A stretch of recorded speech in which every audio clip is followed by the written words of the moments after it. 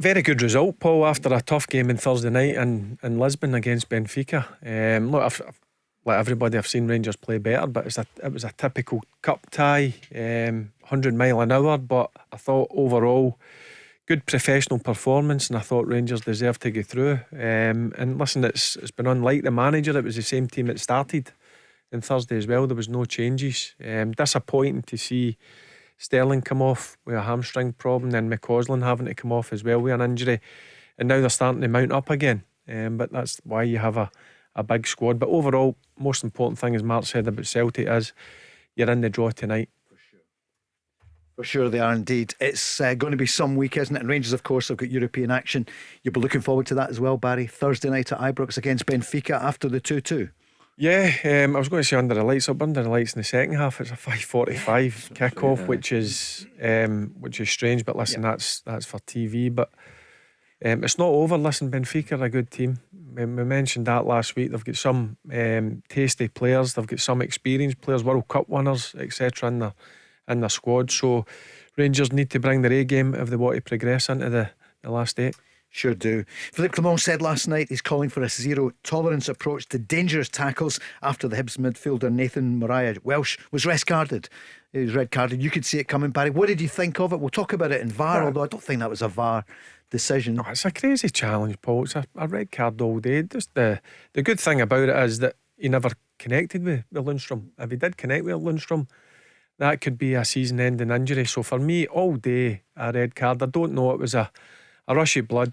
I could see it when obviously the ball broke. Lundstrom took a heavy touch, but there's no need to dive in like that with your 2 feet. As I said, definitely a red card, my eyes. Mark, what did you feel about it?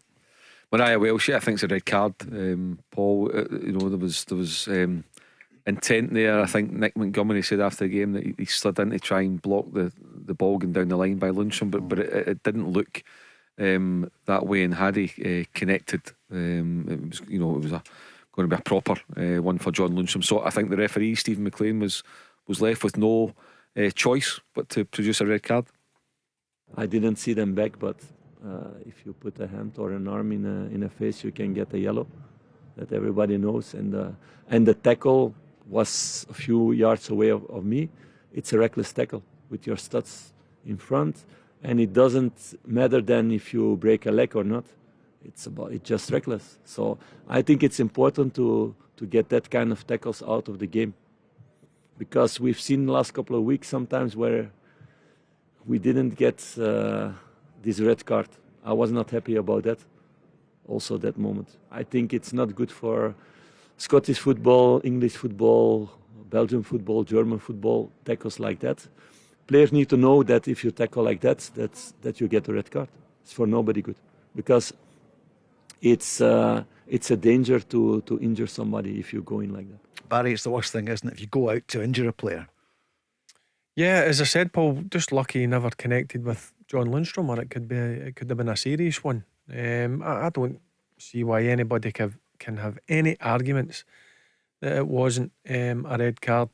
It was definitely reckless. And listen, the boy knew himself. I know he was putting his hands up and saying, "Oh no, I never touched him," but he knew himself that it was a red card all day.